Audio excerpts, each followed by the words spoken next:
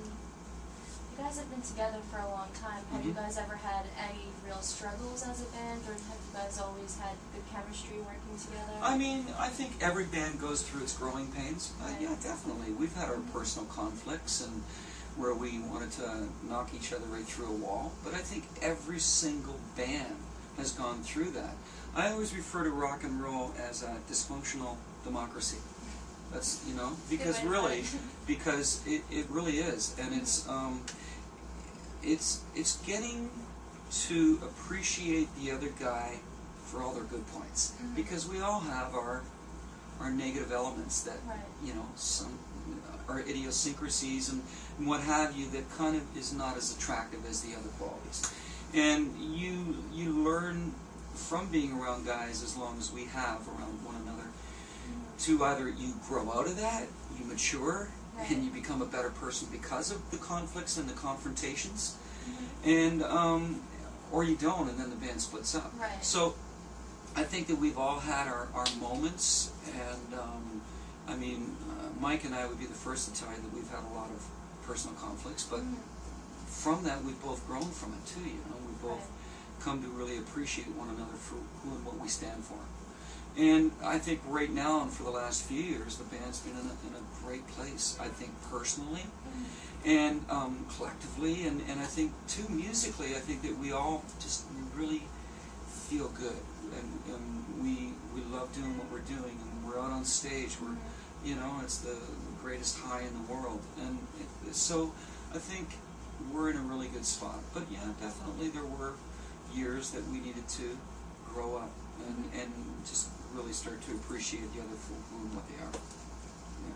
So what advice would you give to your fans or aspiring musicians that are trying to get their stuff out there and start a musical career? Well, I think, you know, one of the best things, I mean, it's kind of like a double-edged sword, because you have the internet where people can download and get everything for free, but the other part is that it slices through having to depend on someone else to really listen to you and make your band become aware, because through YouTube or whatever, like young bands are putting their stuff out there, and you just happen to have a few people that hit on it and love what they, and just word of mouth through the internet spreads like wildfire. So to aspiring musicians and young bands out there, somehow if you think you really have something that's amazing, get it on YouTube. Just get it out there, you know. Get a buzz happening, and sooner or later it will get to somebody within the industry that's going to contact you and make something happen, you know. That's probably the best way, because, you know, and the other way is the whole grassroots approach of, you know, I think that it's important for any band that they need to get out there and actually play. They need to do gigs. They need to feel what it's like to be on stage, to experience that environment in order to become better at what you're doing. Because it's a completely different monster. When you're in the studio and when you're recording, it's a controlled environment. It's perfect. It's perfect. When you're out on stage, it's like, you know what? You know, everyone is, there's not anyone out there that's infallible, you know, or that's not infallible. And so you have to experience that to learn how to become better at what you're doing or what you're trying to achieve. And, you know, and the other grassroots approach too is get your stuff into the labels. You know, inundate them with your material so that they keep seeing it come if you're not getting any response. But at the same time, just realize that these people now on the labels, honest to God, they have CDs going to their ceiling. You know, it's ridiculous. But I still think that if someone feels they have something unique out there to offer, then, you know, just go for it. Don't. It's all up to you, just how far you can sell yourself. You know? Yeah.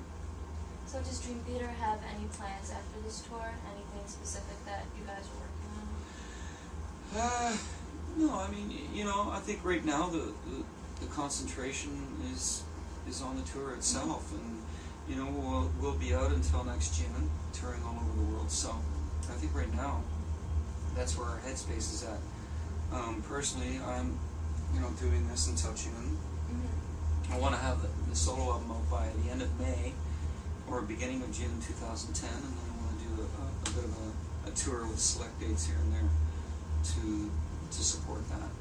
But I mean, beyond that, I mean, after this tour with Dream Theater, I mean, obviously from there, it would just be a matter of taking a break for a while, and then doing what we do. It's all cyclical, you know?